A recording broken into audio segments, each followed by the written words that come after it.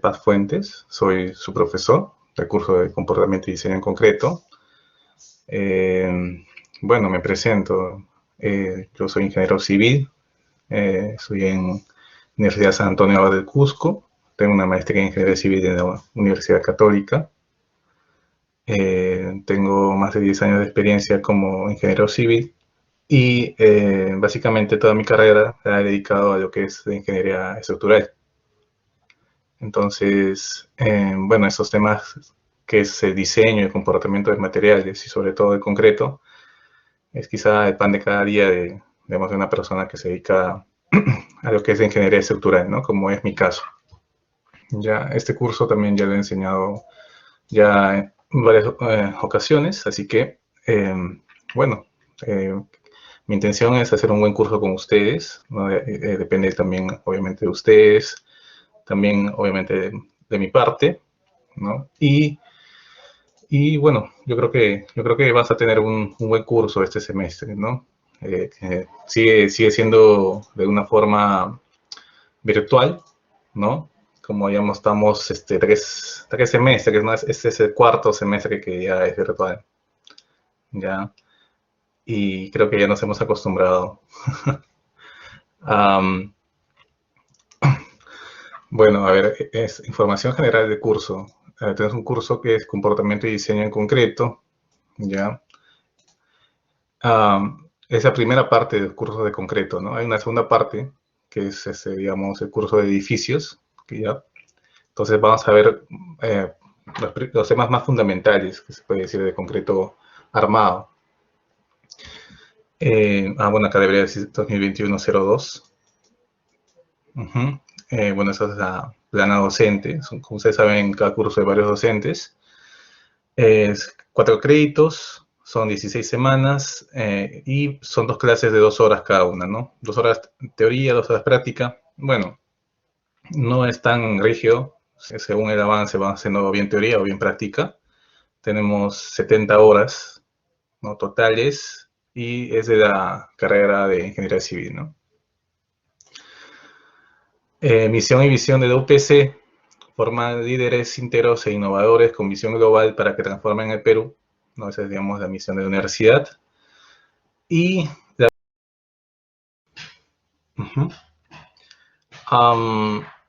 bastante referencia son esos 2 libros.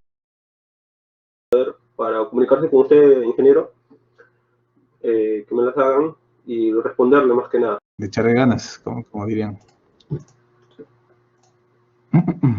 O hay muchos edificios que están y acciones sobre las estructuras. Eso es lo que vamos a ver. Tenemos edificios más altos del mundo, de 2000, digamos, este es un gráfico de 2014, ¿no? Donde tenemos edificios más altos del mundo. Acá tengo un edificio que mide entre 850 metros aproximadamente. Acá hay otro de 600 metros. Y todos estos están alrededor de los 500 metros. ¿Ya? Todos están alrededor de los 500 metros. Quizás, digamos, el conjunto de edificios más altos del mundo, o en promedio, o hay muchos edificios que están por los 500 metros, ¿ya? O sea, en otros países.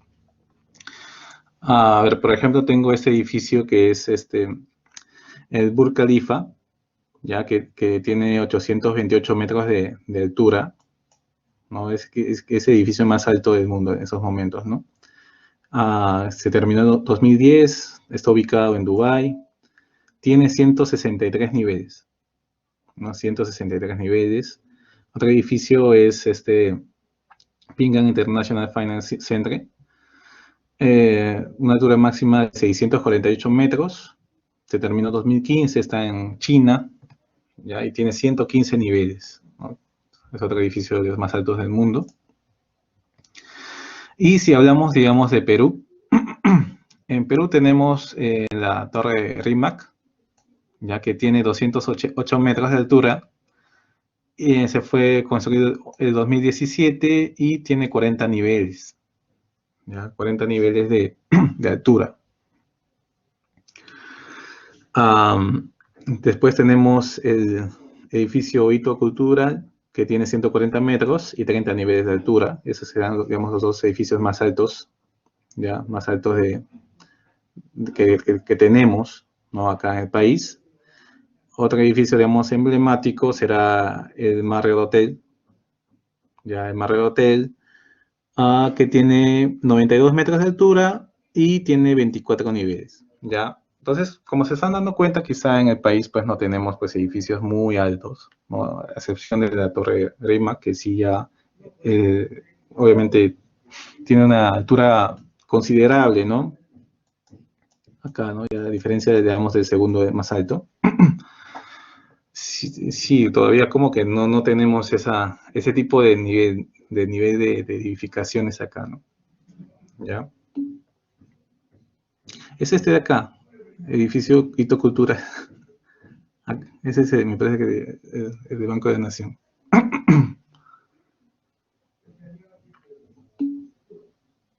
Ujú, ujú, ujú. Está bien. Ya, además, en concreto armado también se puede hacer lo que son puentes, ¿no? Puentes de concreto armado. Ya, usualmente en puentes, concreto armado como tal, se usan puentes pues de no muchas luces, ¿no? Este puente que ven acá, por ejemplo, ya es un puente atirantado, ¿no? Es un puente atirantado y pues no solamente está el concreto armado, ¿no? También hay cables de acero, ¿no? Tendones de acero. En materia también de estructura también tiene armaduras de acero. Ya, entonces, bueno, el concreto armado se usa hasta donde sea económicamente ventajoso, ya, hasta allí. En temas de durabilidad, también el concreto armado es muy bueno a comparación de otros materiales, ¿no? Porque tiene, aparte de resistencia a fuego, tiene el tema de protección, ¿no? Contra agentes externos como la corrosión o los sulfatos, ¿ya? O agresiones digamos, químicas que tiene, digamos, el suelo o el agua, ¿no? Por eso, digamos, se utiliza en puertos, ¿ya? En puertos se utiliza, digamos, el concreto armado, o el concreto en sí. ¿Por qué? Porque ayuda en ese tema, ¿no? O en estructuras que estén en contacto con el agua, como por ejemplo, reservorios apoyados o reservorios, digamos, enterrados, ¿no? Toda estructura que esté en contacto con el agua, digamos, en material de concreto es muy bueno, ¿ya? ¿Por qué? Porque tiene durabilidad frente a este estado de estar en contacto constante con el agua. Usualmente también, bueno, se usa en casas, en edificios pequeños, obviamente, ¿ya? Es el material más usado, como había indicado. Y bueno, en estadios también se ve mucho el concreto, en el tema sobre todo de las tribunas, ¿no? Las tribunas, los pórticos que conforman, digamos, toda la zona de las tribunas de los estadios, ¿ya? Allí se utiliza bastante lo que es el concreto. Y para lo que es, digamos, el techo, sí, digamos, en el Estadio Nacional el techo es de estructura metálica, ¿ya? Allí, por ejemplo, o sea, usar concreto no tendría sentido, ¿no? ¿Ya? No, es un material muy pesado, el concreto, para usar en estructuras de techo. No se hace. También se usa en silos, ¿ya? Se usa en tanques elevados, ¿ya? En tanques elevados se usa también el concreto. Se usa en cimentaciones, ya sea superficiales o cimentaciones de máquinas. Se usa mucho en cimentaciones de concreto porque al estar en contacto, digamos, con el suelo, como había indicado, tiene una resistencia adecuada a los agentes químicos y a exposición contra el suelo, ¿no? El suelo con otros materiales obviamente generaría, digamos, un tema, digamos, de desgaste, ¿no? Que, digamos, en el concreto no se da. Existe, hay bastante durabilidad, ¿ya? Y se usan cimentaciones tanto superficiales como, por ejemplo, esta que está de máquinas, o cimentaciones profundas, como son los pilotes, ¿ya? ¿Cuándo se usa pilotes? ¿Alguno de ustedes sabe cuándo se usa pilotes?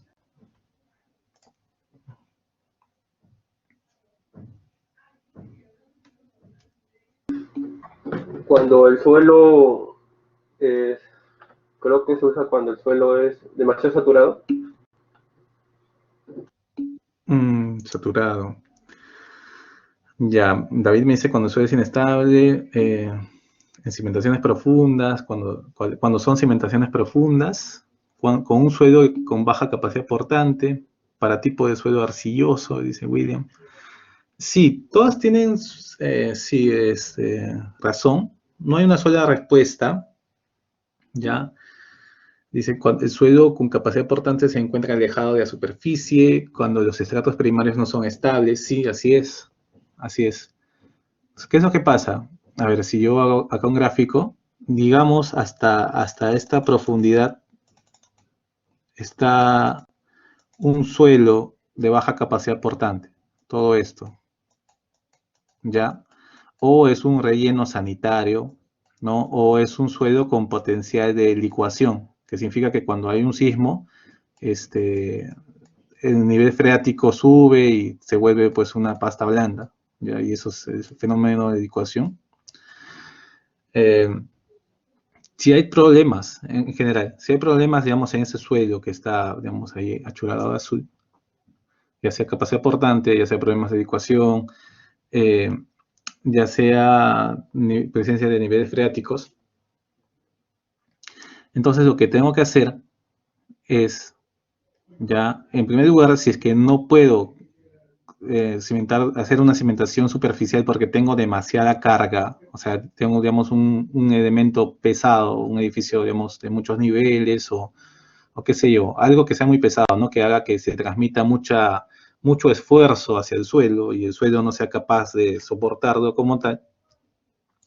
Lo que tengo que hacer son cimentaciones profundas, ¿no? Y llegar hasta ese nivel de a un nivel de cimentación donde tenga un estrato, digamos, más duro, ¿no? Ya sea una roca o ya sea una arena gravosa, ¿no? Donde yo pueda transmitir mis cargas hacia el suelo. Eso es lo que tengo que hacer y lo hago. Usualmente se hacen a través de pilotes de concreto, ¿no? Pilotes de concreto. A menos que no exista, digamos, disposición de este material, por ejemplo, en la selva o en otros lugares parecidos, se usan pues pilotes de madera o de otros materiales, ¿no? Lo usual es usar pilotes de concreto, ya sean vaciados in situ o ya sean transportados, ¿no? Hay distintos métodos que se utilizan, pero bueno, a lo que quería llegar es que sí, se usa sobre todo el tema de pilotes de concreto en esos casos. Uh-huh.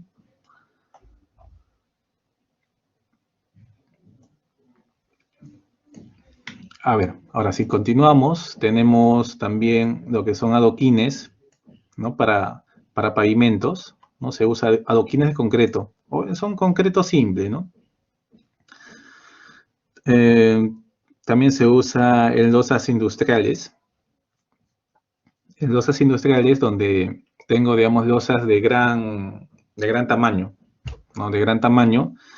Y acá en las losas, pues puede haber un tema, digamos, de separaciones a través de juntas de separación, o también podrían estar con menos juntas, o sea, digamos, las juntas son como que separaciones entre los bloques de losa, ¿ya? Acá se ve la junta, ¿no? Y de acuerdo al tipo de concreto que estoy usando, si es concreto armado, puedo tener juntas mucho más separadas. Si es concreto simple, como veredas, van a ver que las juntas son más pegadas, ¿ya? Entonces allí un poco hay un tema también de diseño, digamos, de losas, ¿no? De diseño de losas industriales. Normalmente las losas industriales, como son, digamos, fábricas o elementos espaciados, ¿no? O donde hay una losa muy grande, se usa el concreto, ¿no? Se usa también el concreto allí, ¿no? Por más que la estructura sea metálica, usualmente, el piso es de concreto. Empresas, empresas también, obviamente, ¿no? Acá hay una fuerza de empuje de todo el agua, ya todo el agua que soporta la presa, y ahí tiene que haber una estructura muy fuerte, muy fuerte, que tiene que soportar, digamos, todo ese empuje del agua. En tuberías de concreto, también se utilizan, ¿no? ¿Por qué? Porque tiene gran durabilidad contra líquidos, ¿ya? Pero no cualquier concreto tiene ese tipo de durabilidad, ¿no? Aparte, digamos, de usar el concreto, usualmente se usan aditivos, ¿no? Que imagino ya lo están estudiando en tecnología de concreto. También se utilizan en pavimentos de concreto, ¿no? Ustedes saben que hay pavimentos rígidos y pavimentos flexibles, ¿no? Entonces, los pavimentos rígidos usualmente son de concreto. Ya, y eso también tienen bastante durabilidad, ¿no?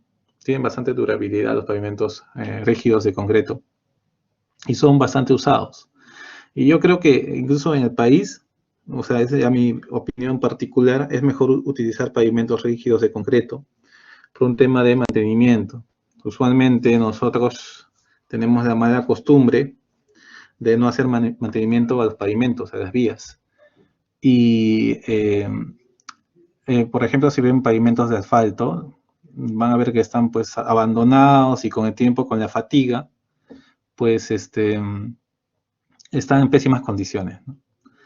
Y los pavimentos de concreto duran más, porque la durabilidad de concreto es mucho mayor a la de asfalto, y se queda ahí y pues dura más años, ¿no? Bueno, al menos está en buen estado durante más tiempo, ¿ya? Y eso es lo que quizá al fin y al cabo pues sale rentable. En el momento de la ejecución, un pavimento de concreto que es rígido es más caro, obviamente, que un pavimento de asfalto, ¿ya? Pero si al final y al cabo mides el tiempo de durabilidad, yo creo que un pavimento de concreto, no sé, esa es una mejor opción. Eso es una opinión personal.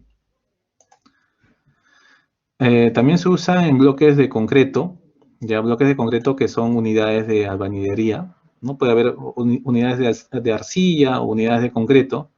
Cada una tiene, digamos, sus ventajas y desventajas. Ninguna necesariamente es mejor que la otra, ¿ya? Solamente no sé, uno lo tiene que medir en función de cuánto, digamos, de capacidad tiene cada una de esas unidades. Yo puedo tener una unidad de arcilla de baja resistencia o una unidad digamos, de concreto de alta resistencia. Entonces ahí tengo que medir cuál es mejor que cuál, ¿ya? O cuál es lo que yo necesito, digamos, para hacer el diseño de un muro. A ver, también tengo estos durmientes pretensados, ya que son las vías de un tren, ¿no? Los puedo utilizar ahí. Puedo utilizar ahí. A ver, otras estructuras ya prefabricadas serían las viguetas prefabricadas pretensadas. Cuando yo tengo una losa aligerada, normalmente está compuesta por vigas pequeñas, que se les llama viguetas.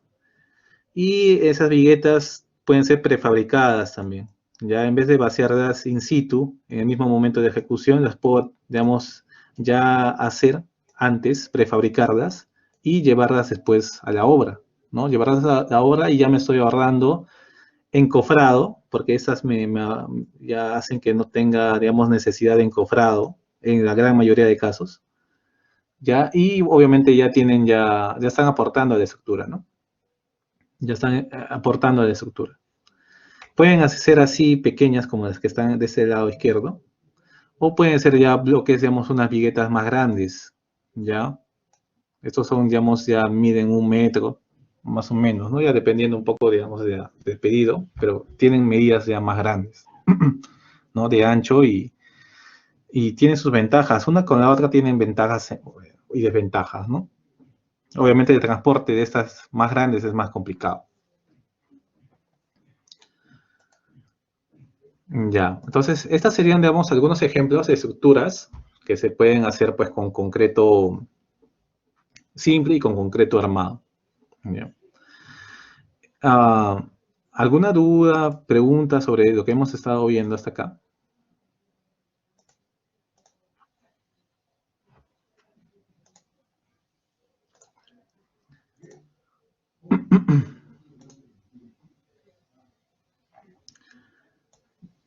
Ya, creo que no.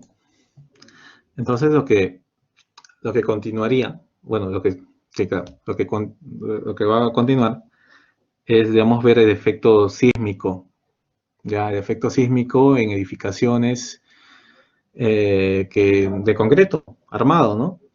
A ver, por ejemplo, si yo veo la imagen de la izquierda, ¿qué creen que ha pasado? ¿Por qué este edificio ha chocado de esa manera? o se ha caído hacia un costado, ¿no? Y obviamente ha afectado al edificio vecino. ¿Qué creen que es lo que ha pasado?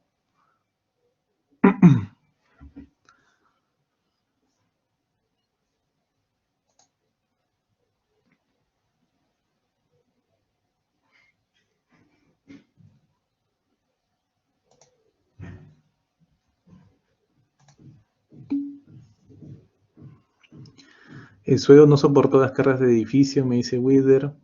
Dice quizás se ubicada en un suelo licuable y no se empleó la cimentación adecuada, Roberto. Uh-huh. Las columnas no resistieron, malos cálculos, asentamiento.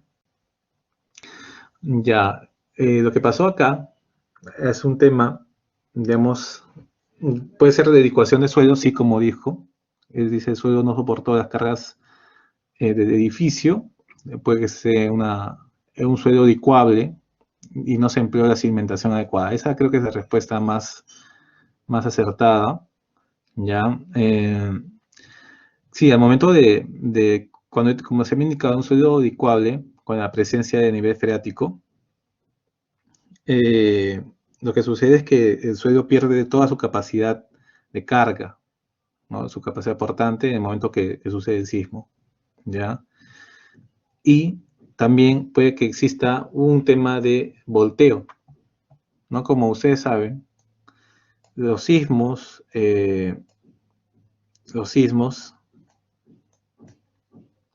son fuerzas, digamos, laterales, ¿no? Se traducen en fuerzas laterales que se generan en el edificio, ¿ya? A través de un sismo, ¿no? Y esas fuerzas laterales me generan un momento, ¿no? Un momento que se da en la base, un momento de volteo, se llama. Entonces, si este edificio no está correctamente diseñado para soportar ese momento, lo que va a pasar, es que se va a voltear, ¿no? Se va a voltear, así de simple, ¿no? ¿Ya? Para eso hay que tener una adecuada profundidad de cimentación, ¿no? De acuerdo a la altura de cada edificio, yo tengo que hacer una adecuada profundidad de cimentación, porque si no, puede pasar esto de acá, ¿ya? Puede pasar un momento de volteo, ¿no? Perdón, puede que el momento generado por las fuerzas sísmicas excedan al momento resistente de volteo del edificio y se produzca un volteo como lo que pasó acá. Acá ha pasado un volteo, ¿no? Ante una pésima, digamos, diseño de la profundidad de cimentación, ¿no? Y obviamente las cargas o la capacidad de carga del suelo queda muy baja, porque la capacidad de carga del suelo también ayuda al volteo. Se ha volteado, ¿no? Y chocó contra el otro edificio, ¿no? Esta es una falla, pues, es un colapso del edificio, se puede decir, ¿no? Eso es lo que ha pasado en la figura de la izquierda. Y en el lado derecho, lo que se ve es, digamos, a ver, ¿qué ven en el lado derecho ustedes? ¿Qué ha pasado acá en esta imagen de ese edificio que ha colapsado?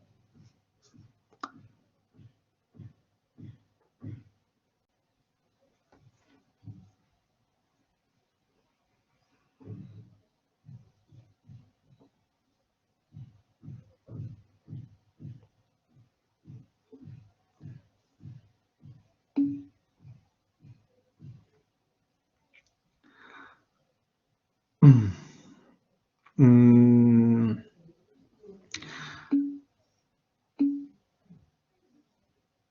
ujú. Sí, falló la estructura, deslizamiento. En este caso yo creo que no. Deslizamiento no. Deslizamiento ante una carga en el piso. No veo tal deslizamiento. Lo que sí veo es las columnas han fallado.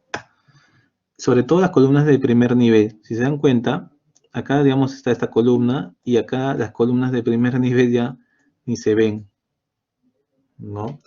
Sí, también existe una socavación de cimentación debido a esta agua, ¿ya? Debido a esta agua ha habido una socavación de cimentación y probablemente también de repente han fallado por ese motivo, ¿no? Porque, digamos, las columnas puede que quedado sin soporte, ¿no? Y es como si no existiera prácticamente la columna, ¿ya? Y en ese momento, sí, puede que haya fallado de esa forma, ¿no? El hecho aquí es que si yo veo, si se dan cuenta, esas columnas acá, que todas están, digamos así, ya destruidas, son un elemento muy, muy crítico en cualquier edificio, ¿ya? Si fallan las columnas, o si empieza a fallar tan solo si falla una sola columna ya es un elemento, ya es un tema bien, bien complicado, que probablemente me lleve ya a un colapso total, ¿no? Es bien crítico el tema de las columnas. Incluso si fallan las vigas, perdón.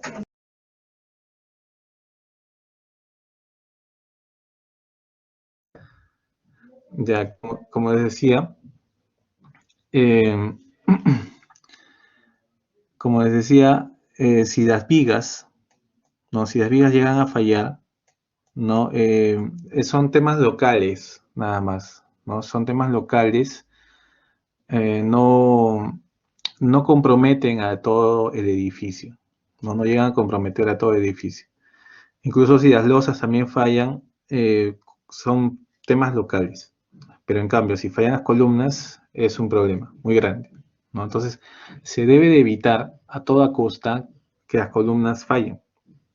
Y para eso se toma en consideración muchas cosas, ¿no? Como el tema de factores de seguridad, ¿no? Y un tema también de mayoración de cargas, ya que se hace normalmente en los diseños. ¿Ya? Acá se tiene, a ver, acá se tiene, se puede ver la falla por columna corta. ¿Ya? Acá. ¿No? Estas zonas que están acá, en estas zonas que están acá, hay una falla por columna corta. ¿De qué trata esta falla por columna corta? Usualmente, a ver, si yo dibujo un pórtico, me voy a dibujar un pórtico, digamos, de concreto. ¿Ya? Tiene sus dos columnas y su viga. ¿Ya? Solamente uno. Y acá también voy a dibujar el mismo pórtico.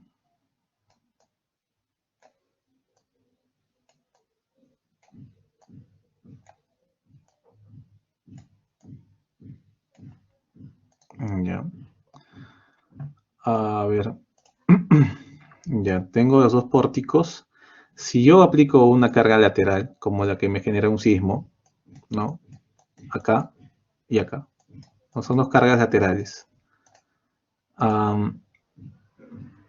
Ante un pórtico normal, acá va a haber dos fuerzas cortantes así, ¿no? Digamos en el eje del pórtico y acá también. Va a haber dos fuerzas normales. Perdón, fuerzas cortantes en las columnas, ¿ya? Ahora, ¿qué sucede si es que en el pórtico yo tengo un muro que está unido al pórtico, ¿no? ¿Por qué hago esos muros? Normalmente porque tengo que dejarle una ventana alta, ¿ya? Y relleno el pórtico con un muro, ¿no? Entonces, obviamente, al aplicar la carga, va a haber acá un punto de apoyo, ¿no? Ya va a haber un punto de apoyo. ¿Y qué va a pasar? Cuando yo vea, digamos, el diagrama de fuerzas cortantes de este segundo caso, lo que va a pasar es que la fuerza cortante que se genera, digamos, en esa columna corta que se ha generado, es una fuerza cortante de esa manera.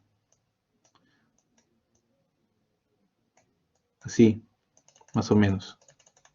¿Ya? Y acá también. Y acá una fuerza cortante ya muy pequeña, ¿no? Ya que me quedó, digamos, en el resto de la columna, ¿no? Entonces, como yo tengo fuerzas cortantes tan grandes, y yo normalmente, o lo que seguramente se hizo, fue diseñar la columna para que resista fuerzas cortantes como en el caso, digamos, A, ¿ya? Pero si yo construyo un muro pegado, ¿no? Para las ventanas altas, lo que va a pasar es que va a haber fuerzas cortantes como lo que se ve en B. Y en el momento que llegue el sismo, van a suceder fallas como las que ven acá, ¿no? Fallas de este tipo se van a ver. Fallas de este tipo, ¿por qué? Porque yo no he concebido inicialmente el diseño de esa manera, ¿no? Para que soporte tal carga cortante. Y ese tipo de fallas era muy usual en colegios antiguos, ¿no? Donde quizá no se tenía tanto este concepto de la columna corta, ¿ya? Ya a partir de las normas más modernas es donde se tiene bastante cuidado en la separación de las columnas o de los sistemas, digamos, estructurales de los sistemas no estructurales, como es el muro. Entonces, para asegurar de alguna forma que no exista tal separación, lo que se hace es construir acá, en estas zonas que estoy pintando acá, se colocan juntas de separación, ¿ya? Juntas sísmicas. Y usualmente tienen pues entre media pulgada y 1 pulgada de espesor, ¿ya? Media pulgada es pues 1.25 centímetros, ¿no? Hasta 2.5 centímetros, que es 1 pulgada. Están rellenas también convencionalmente con Tecnopor, ¿ya? O incluso hay algunos otros materiales que tienen mayor, digamos, durabilidad. Y eso es lo que se tiene que hacer, porque si no va a pasar lo que están viendo acá, ¿no? Las columnas cortas. ¿Se ha entendido el tema de columnas cortas?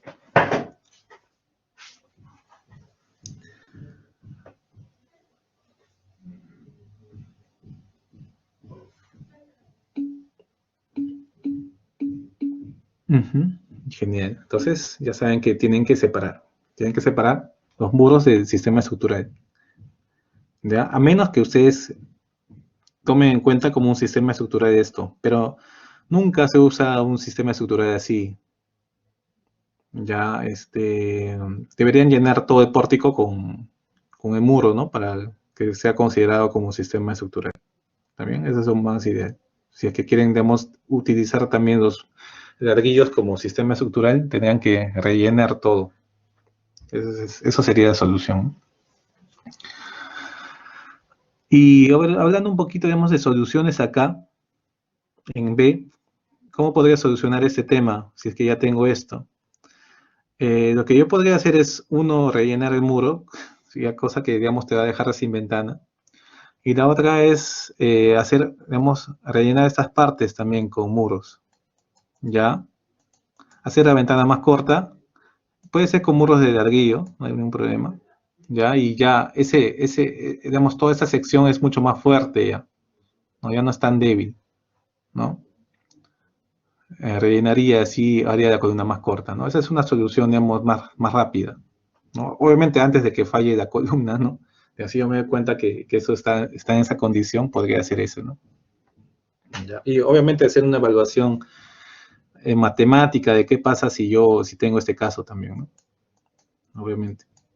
Esas son soluciones que se pueden dar. A ver, ¿qué más tengo aquí en estas imágenes? Este muro que está acá al centro, cuando ven esto, es un típico falla por corte, ¿ya? No tienes adecuada resistencia a la fuerza cortante ese muro y ha fallado por corte, ¿no? La falla diagonal es una falla por corte. ¿Ya? También se ha producido, de hecho, por un sismo. En esta imagen de acá, tienen una falla de talón comprimido, que se llama talón comprimido, una falla por flexión del muro, ¿no? En esas zonas, digamos, de las esquinas de los muros, existen bastantes fuerzas de flexión. Allí se concentran las fuerzas de flexión, o los esfuerzos de flexión, perdón. Y allí es donde hay que hacer un adecuado detallado también de los muros, ¿no? Para que resistan esas fuerzas probables que se van a producir debido a las aceleraciones sísmicas. ¿Ya? Acá también ya ha fallado, digamos, esa zona de la columna, ¿no? Es una zona columna que aparte de ya articulada, ya está en un estado de daño muy grande, ¿no? Por ejemplo, yo cuando diseño un pórtico, ¿no? Tengo diferentes estados, ¿no? Puedo tener, digamos, en el soporte, un soporte empotrado o un soporte, digamos, fijo, ¿no?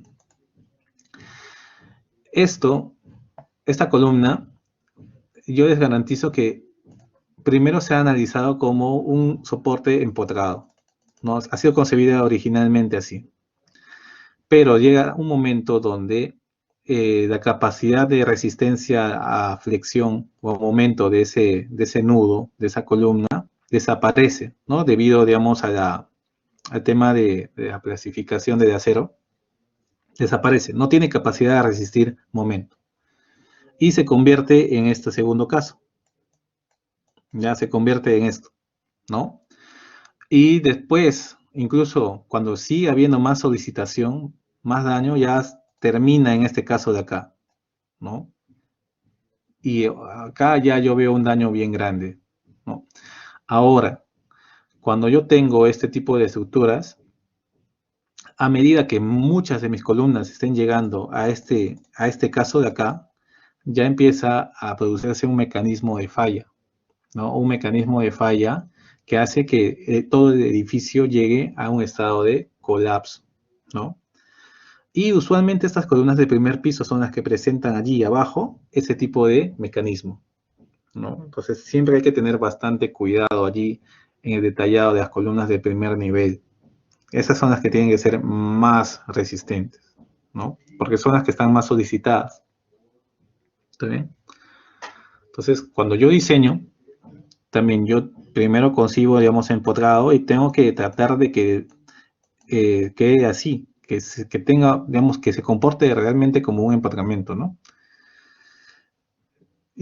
O si también lo he diseñado como apoyo fijo, quizá el problema ya es más, desde un inicio ya estoy, digamos, tomando en cuenta que va a ser un apoyo fijo y eso hace que mi columna tenga menos responsabilidad, por así llamarlo, ¿ya? Porque al estar con un apoyo fijo, ¿qué significa? Significa que no soporta momento, ¿no?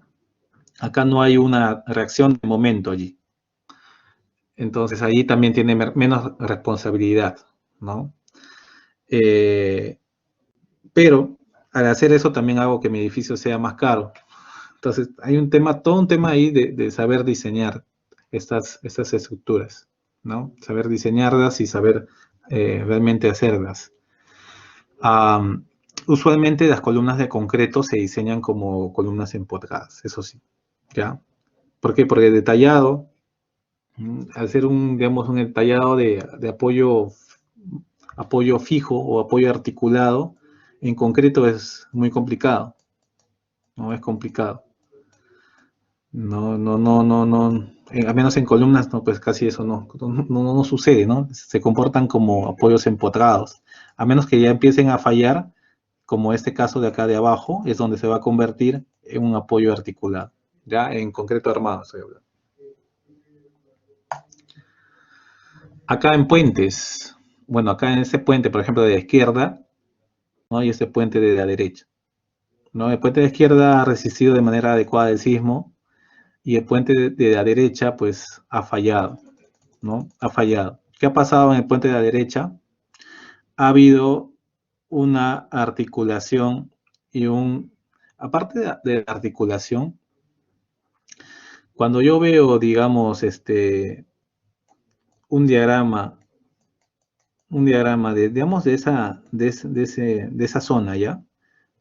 Diagrama, digamos, donde pongo acá la fuerza y pongo el desplazamiento, usualmente se comporta así, ¿no? Primero está en el rango lineal, llega a la afluencia y empieza allí y termina, ¿no?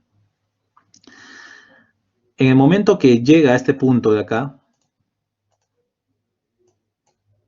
o sea, a medida que voy aplicando más carga, más fuerza y se está desplazando más, ese apoyo que está acá a la derecha, pues se va así, bueno, lo que va a pasar es que va a empezar a plastificarse de acero, ya ha llegado a su máxima, digamos, capacidad y empieza a plastificarse.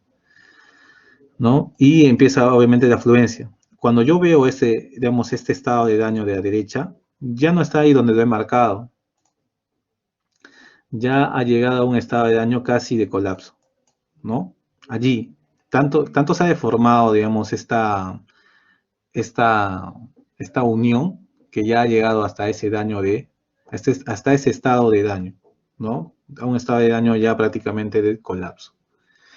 Y a medida que se forman, digamos, este tipo de, de nudos articulados y dañados digamos, en las columnas, en una serie de columnas, va a pasar lo que ha pasado en ese edificio de la derecha, perdón, en este puente de la derecha.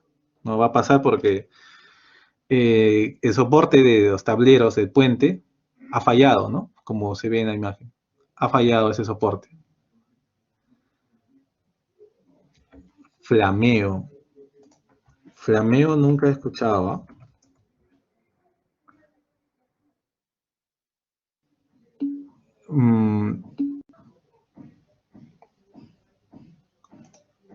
Creo que ese es un tema mecánico de flameo. Pero, o sea, en estructuras no he escuchado que se dé. A ver, no, a ver, de ese tema sí, a ver, no estoy al tanto. Tendría que ser mi tarea la mía de averiguar lo que pasó allí. Puente Tacoma. A ver, déjame confirmar si el puente Tacoma es el puente que estoy pensando que es. El puente Tacoma dice que es un puente, ese no es el puente Tacoma. Sí, el puente Tacoma es un puente donde se indica que hubo un tema de resonancia sísmica, ¿no? Y no es algo que vemos en el curso de la resonancia sísmica, pero lo que se indica que cuando una estructura naturalmente tiene una frecuencia, ¿ya? Y el sismo, si viene un sismo con la misma frecuencia, sucede el tema de resonancia sísmica, que significa que existen desplazamientos que tienden hacia el infinito, ¿no?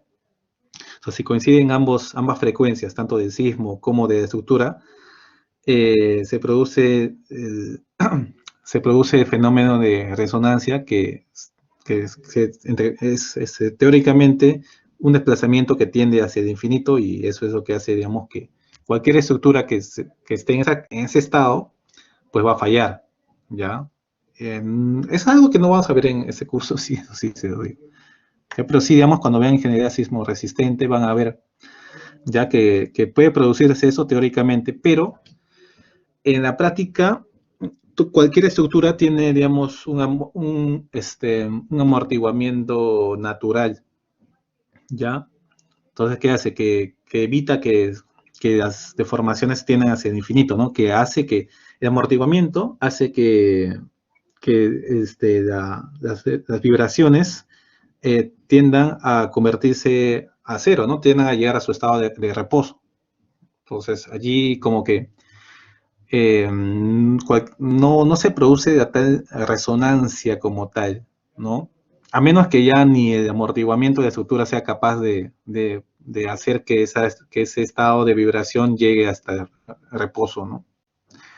Ya, ahora, se dice que en Tacoma sucedió esto, ¿no? Ese puente famoso que se llama el puente Tacoma, que hay incluso videos en YouTube donde se ve cómo se está moviendo el puente, ¿no? A ver, la pregunta de Diego. Dice, a ver, ocurre que para mala ubicación de los ganchos de doblado de los estribos, acá en esta ubicación, en esta falla de acá, yo creo que más que los estribos, porque veo que hay bastantes estribos, no sé si se dan cuenta, o sea, si yo veo los estribos allí, acá hay varios estribos, ¿no? Yo asumo que la sección es muy pequeña, ¿no? Asumo que esa sección es muy pequeña y no fue suficiente para soportar todas esas solicitaciones, ¿ya? No veo allí que haya pocos estribos. Ahora, si quiero, digamos, reparar el puente de la derecha, yo diría que ya es irreparable, ¿no? Cuando se llega a un estado de daño mayor al 40%, digamos, de esas estructuras, o cuando el costo de reparación me genera más de, digamos, de 30 o 40%, ya es preferible hacer una demolición y construir de nuevo, ¿no? Porque significa que ha habido demasiado daño.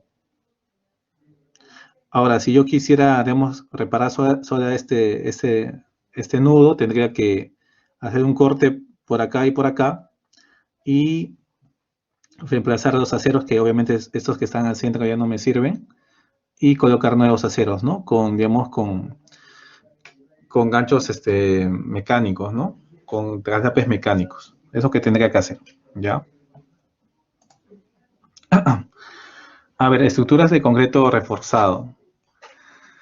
A ver, vamos entrando ya al tema de estructuras, ¿no? Una estructura puede concebirse como un sistema, es decir, como un conjunto de partes o componentes que se combinan en forma ordenada para cumplir una función dada.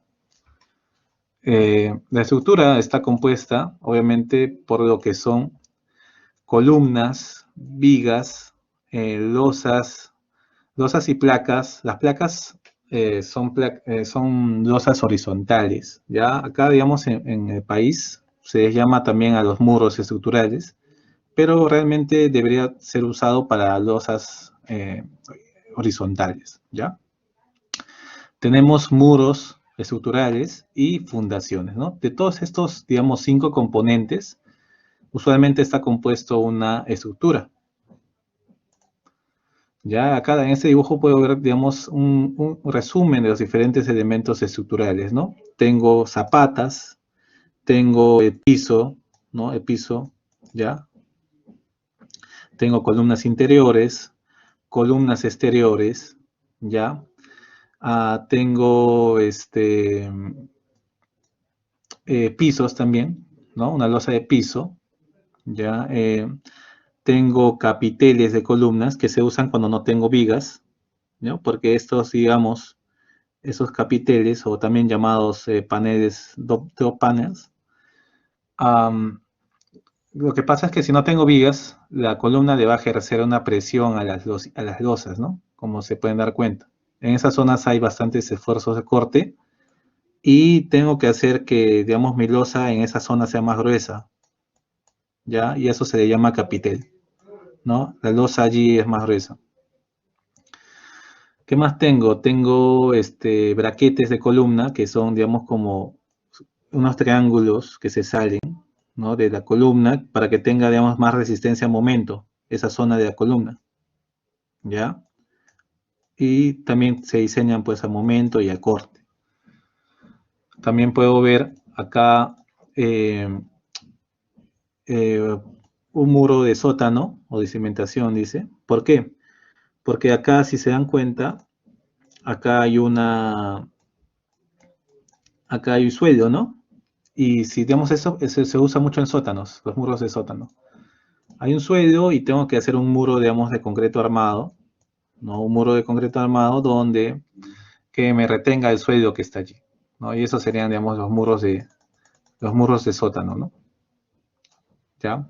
Ahí tengo que tener en cuenta eso, también se diseñan muros de sótano.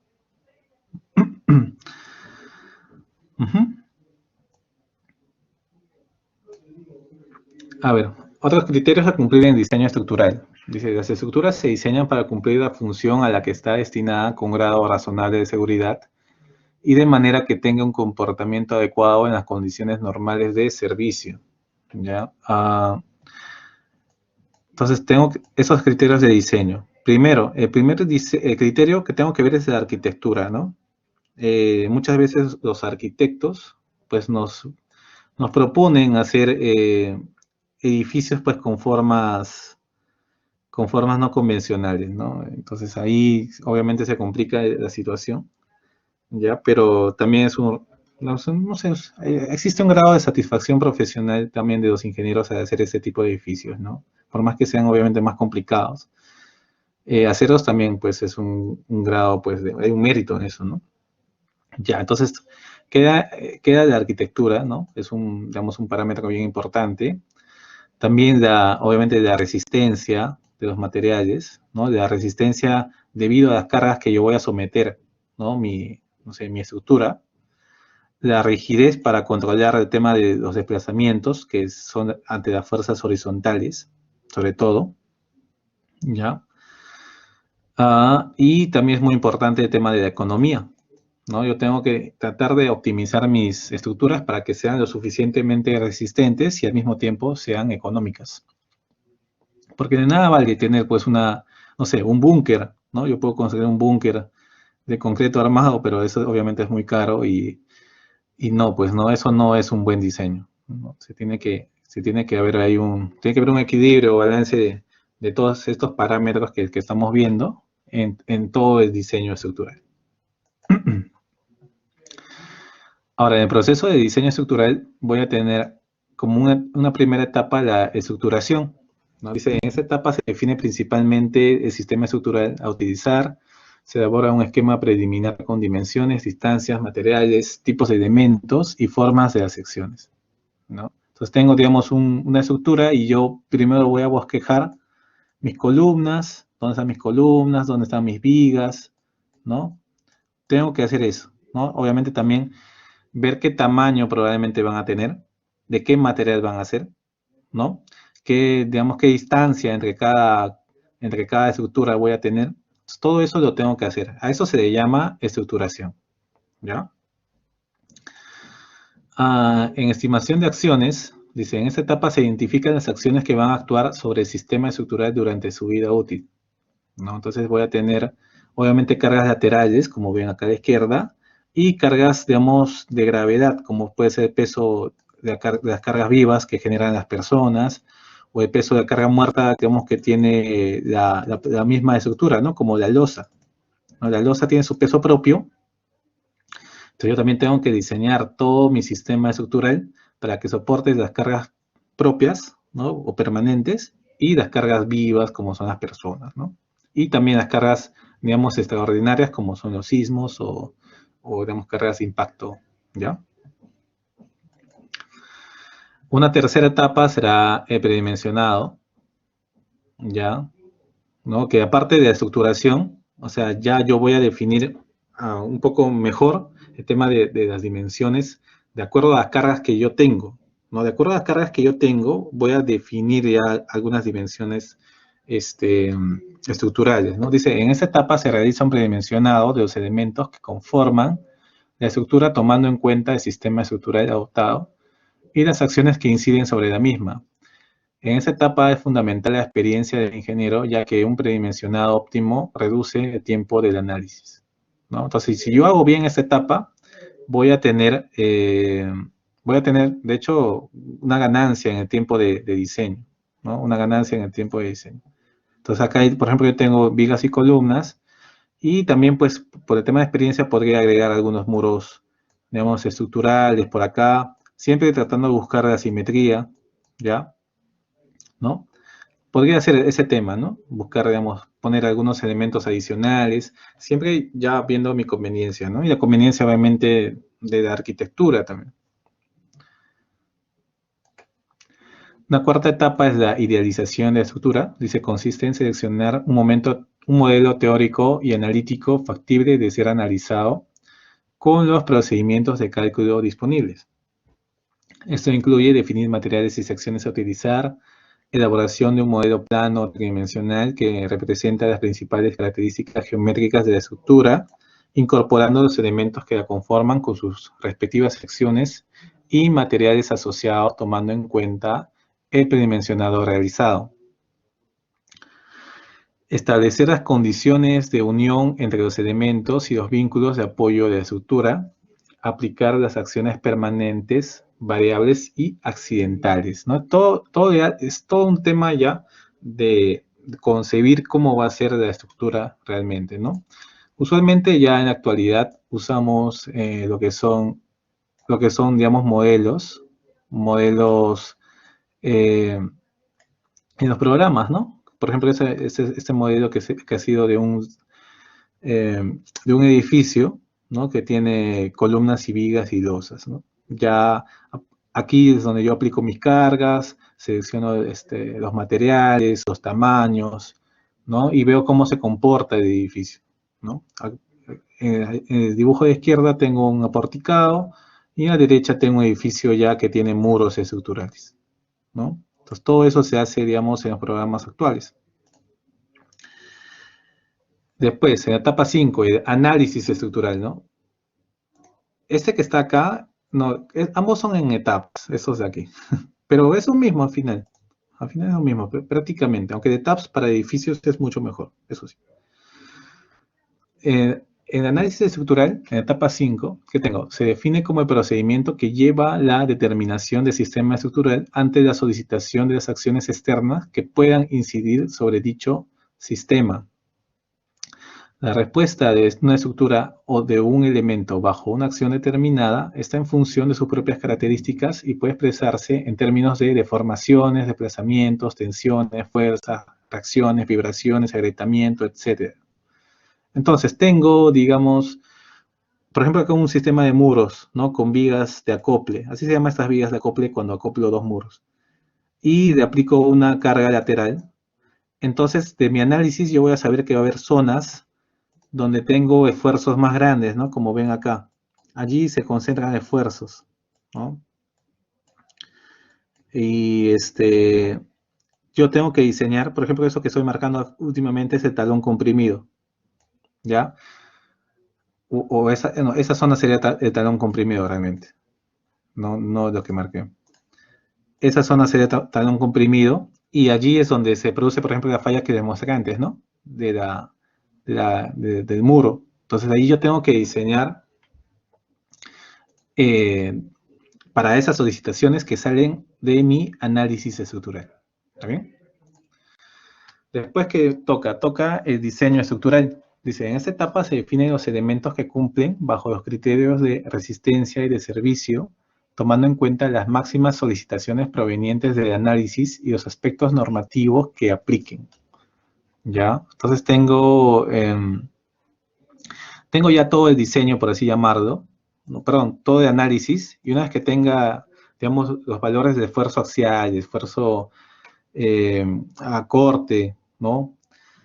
Los momentos torsores, los momentos flectores, las fuerzas cortantes, los desplazamientos, ¿no? Yo ya empiezo a hacer el diseño, ¿no? Por ejemplo, acá el diseño de una columna, ¿ya? Empiezo a diseñar la columna. ¿Cómo sería? ¿Cuánto de refuerzo va a tener? ¿No? Y eso ya, una vez que ya tenga el diseño, digamos, en el papel, o en muchos casos, digamos, en el programa, empiezo a plasmarlo a los planos, ¿no? En eso debe terminar, digamos, todo mi diseño, ¿no? En unos planos, obviamente bien detallados, ¿no? Para que se entienda realmente qué es lo que quiero construir y cómo lo tengo que construir, ¿no? El diseño estructural, por ejemplo, bueno, acá se ve el nodo viga columna, ¿no? Que es una zona donde existe bastante concentración de refuerzo, ¿no? Porque los refuerzos de las columnas y los refuerzos de las vigas llegan a esa zona. Entonces esa zona tiene que tener un detallado particular, ¿no? Lo que yo quería mostrar es eso en esta figura. A ver, las acciones sobre las estructuras. Para evaluar el efecto de las acciones sobre la estructura, requerimos modelar dichas acciones como fuerzas concentradas, lineales o uniformemente distribuidas. Si la acción es de carácter dinámico, se puede proponer un sistema de fuerzas equivalentes o una excitación propiamente dinámica, ¿ya? Entonces tengo que ver, o sea, tengo, por ejemplo, cargas gravitacionales, ¿no? Como las que están acá, perdón. Claro, esta es una carga gravitacional, es una carga puntual. También tengo cargas distribuidas. Son cargas que van en dirección de la gravedad, ¿no? Hacia abajo. Ya son las que están usualmente en el edificio, ¿no? Como son las cargas muertas y las cargas vivas. Y también tengo cargas laterales, como son las fuerzas sísmicas, ¿no? Que me generan, debido al movimiento del suelo, ese movimiento del suelo se convierte en fuerzas laterales, ¿no? En cada piso, ¿ya? Y yo tengo que diseñar, digamos, mi edificio para las fuerzas laterales que se producen, ¿ya? A ver, un momentito.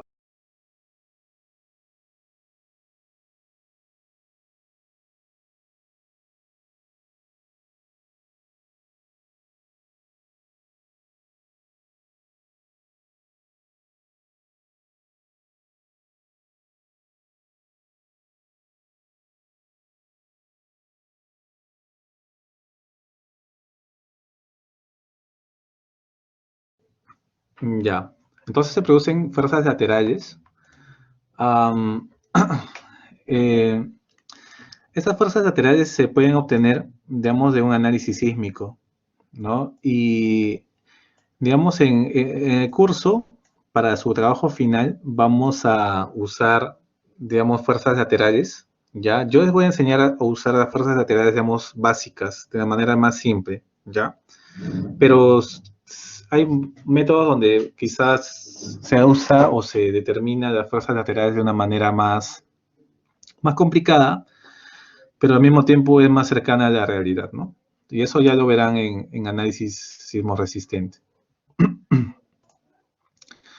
Ahora, sobre las acciones sobre las estructuras, en el tema de cargas de gravedad, usualmente lo que tenemos es cargas puntuales, ¿ya? O cargas concentradas, tenemos cargas lineales o fuerzas distribuidas, ¿ya? Tengo cargas también distribuidas, pero en área, ¿no? Por ejemplo, ¿qué carga distribuida en área tendría? Si, por ejemplo, en esta zona yo pongo un equipo mecánico, tipo un aire acondicionado, ¿no? O una lavandería grande, ¿no? Entonces ahí se concentran cargas y yo pues tengo que ponerlas en mi modelo matemático, ¿no? Analizar una losa con esas cargas allí de esa manera, ¿no? Entonces toda la losa, ¿no? Va a soportar o va a recibir directamente las cargas y todas las cargas que tiene la losa lo va a transmitir a las vigas, ¿ya? A estas vigas que están acá, ¿no? A estas vigas. Y las vigas, a su vez, van a transmitir las cargas hacia las columnas, ¿no? Hacia las columnas. Las columnas, a su vez, van a transmitir las cargas hacia la cimentación, ¿no? Que son las zapatas, ¿ya? Hacia las zapatas. Y las zapatas van a transmitir la carga hacia el suelo, como ven acá, ¿no? El suelo que ya recibe directamente estas cargas que producen, bueno, todo el edificio y la lleva a la cimentación. Ya. Ahora, ¿de qué depende, digamos? El suelo tiene una capacidad de carga, ¿no? Ya que depende obviamente del tipo de suelo y de otras condiciones allí, ¿no? También depende, mientras más profundo esté, digamos, la cimentación, voy ganando un poco de capacidad de carga.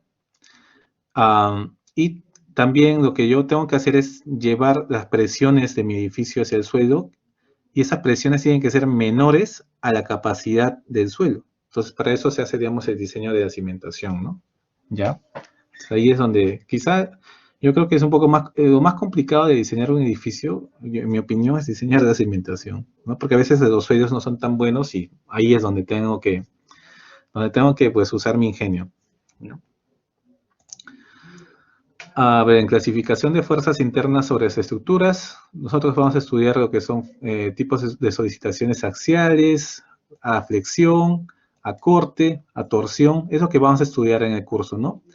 Y se generan obviamente esfuerzos, ¿no? Esfuerzos normales, en flexión también se generan esfuerzos normales, ¿no? Por corte se generan esfuerzos de corte, por momentos torsores también se generan esfuerzos de momentos de torsión. ¿Ya? Entonces,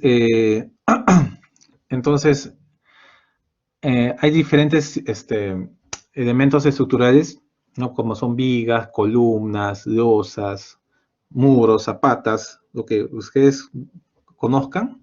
Y cada uno de esos elementos está sometido a uno, a dos o hasta tres de estos tipos de solicitaciones, ¿no? Y para ese conjunto de solicitaciones yo tengo que diseñar cada elemento estructural, ¿no? De eso se trata. Bueno, las normas que vamos a usar son la norma E60 de concreto armado, como había indicado, que es una norma, digamos, la norma peruana, ¿ya? Es una norma del 2009. Y vamos a usar la norma ACI de 318 también, bueno, de 2019 ya que es la norma, digamos, de Estados Unidos. La vamos a utilizar, ¿no? La vamos a utilizar. Y esta norma, obviamente, como ya es 10 años mayor a la norma peruana, pues tiene algunas cosas ahí que han cambiado, ¿no? Entonces, he tratado, digamos, de recoger un par de cosas simplemente, digamos, para llevar a la norma de 60, que seguramente va a cambiar en el futuro, ¿no? Ya está viendo ya una revisión de la norma de 60. Y para ir un poco viendo cómo ya se ha evolucionado, ¿no? Ha evolucionado y ya lo voy a tomar en cuenta en el curso, ¿no? Solamente son un par de cosas. Sí, eso sería. Y a ver, ¿alguna pregunta de todas estas, de todo lo que hemos visto ahora?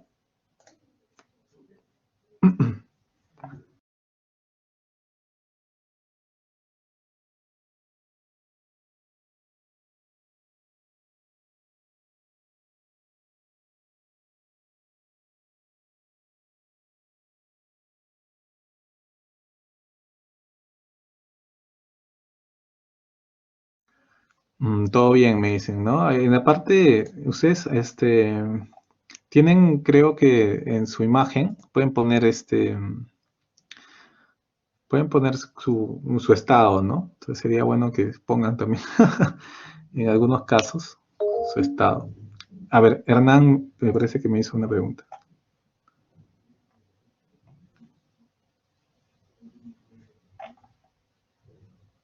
A ver, ¿sí?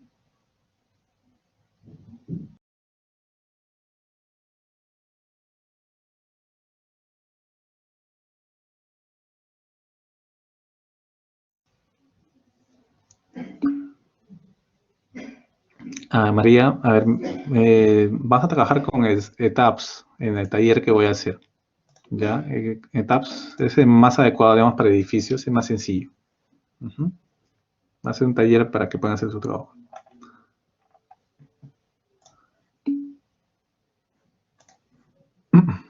Pueden ir ya adelantando y viendo ese programa, ¿no? Para que, bueno, ya tengan alguna base cuando hagamos el taller. Eso sí. Cualquiera, porque no vamos a entrar en ETAPS avanzado, ¿no? Cualquier versión de ETAPS es bueno. Ya es suficiente para lo que vamos a hacer.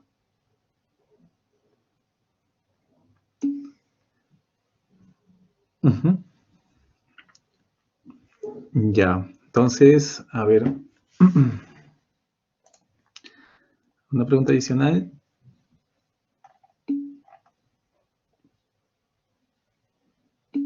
Claro, pueden hacer McCormack de 2017, de la 10ª edición, claro. Ahora, tienen que tomar en cuenta que el McCormack está con la norma ACI. Hay algunas diferencias entre la ACI y la E60. Entonces, son algunas puntuales. Realmente no es que sean diferentes normas. Pero un poco tomando en cuenta que el curso es con la norma E60, ¿no? Ya. Ahora, de hecho, la base teórica es la misma, en concreto armado con cualquier norma. ¿No? Solamente cambia algunos, digamos, factores o parámetros. Ya, solamente cambia eso, no es otra cosa. ¿El trabajo final será escalonado? Sí, el trabajo final es escalonado. Bueno, más que escalonado, tiene 3 presentaciones, ¿no? Ya, y la primera presentación me parece que es la semana 6. ¿Ya? El libro de Hansen de la 3ª edición sí se puede usar. Obviamente sí, de hecho que se puede usar. Solamente que yo recomiendo conseguir la 5ª edición porque tiene algunas cosas que hay mejoras en la 5ª edición respecto a la 3ª que sí son importantes.